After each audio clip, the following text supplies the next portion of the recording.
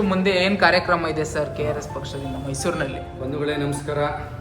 ನನ್ನ ಹೆಸರು ನಾಗೇಂದ್ರ ಅಂತೇಳಿ, ಮೈಸೂರು ಜಿಲ್ಲಾಧ್ಯಕ್ಷರು ನಗರ ಘಟಕ. ಇದರಲ್ಲಿ ನಮ್ಮ KRS ಪಕ್ಷದ ಮುಂದಿನ ಒಂದು ಜಾಥಾ ಇದೆ. ಪ್ರೊಫೆಸರ್ ನಂಜುಂಡಸ್ವಾಮಿ ಅವರ ಒಂದು ಹುಟ್ಟುಹಬ್ಬದ ದಿನದ ಅಂಗವಾಗಿ ಅವರು ರೈತರ ಒಂದು ಧ್ವನಿಯಾಗಿದ್ದರು. ಇವತ್ತು ನಮ್ಮ HD ಕೋಟೆಯಲ್ಲಿ ಕಾಡಂಚಿನಲ್ಲಿ ಏನು ನಡೀತಿದೆ ಅಂತ ಎಲ್ಲ ಗಮನಿಸಿದಿರಿ. ಇವತ್ತು ಏನು ಅಕ್ರಮ ರೆಸಾರ್ಟ್ಗಳು ಇವತ್ತು ತಲೆ ಎತ್ತಾ ಇದೆ ಅಂದರೆ ಅಲ್ಲಿ ಆ ಕಟ್ಟಿರೋಂಥ ಒಂದು ಕಟ್ಟಡಗಳು ನೋಡಿದ್ರೆ ಗೊತ್ತಾಗ್ತಾ ಇದೆ.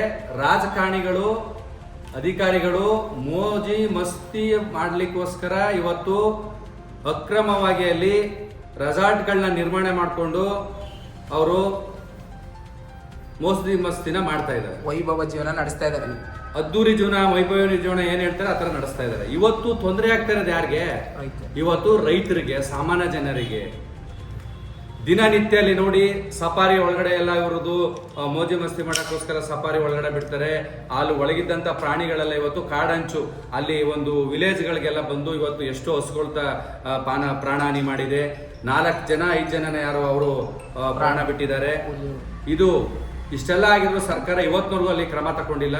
ಎಷ್ಟೋ ಹೋರಾಟಗಾರರೆಲ್ಲ ಹೋಗಿ ಹೋರಾಟ ಮಾಡಿದ್ದಾರೆ. ಬಹಳ ತಿಂಗಳುಗಳಿಂದ ಅಲ್ಲಿ ಹೋರಾಟ ನಡೀತಾ ಇದೆ. ಅಕ್ರಮವಾಗಿ ಇವತ್ತು ಅಲ್ಲಿ ಏನ್ ನಡೀತಾ ಇದೆ ಅಂತ ಇಡೀ ನಮ್ಮ ಕರ್ನಾಟಕಕ್ಕೆ ಗೊತ್ತಿರೋಂಥ ವಿಷಯ. ಹಾಗಾಗಿ ನಾವು KRS ಪಕ್ಷದ ವತಿಯಿಂದ 13ನೇ ತಾರೀಕು ನಾವು ಅಲ್ಲಿ ಜಾಥಾವನ್ನು, ವನ್ಯಜೀವಿಗಳ ರಕ್ಷಣೆಯ ಒಂದು ಸಂಬಂಧಪಟ್ಟಂಗೆ ನಾವು ಜಾಥಾವನ್ನ ಹಮ್ಮಿಕೊಂಡಿದ್ದೀವಿ.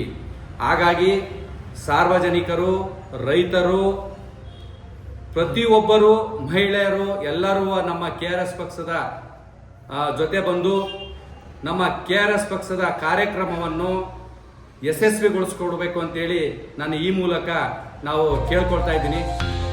ನಮಸ್ಕಾರ ಕನ್ನಡಿಗರೇ.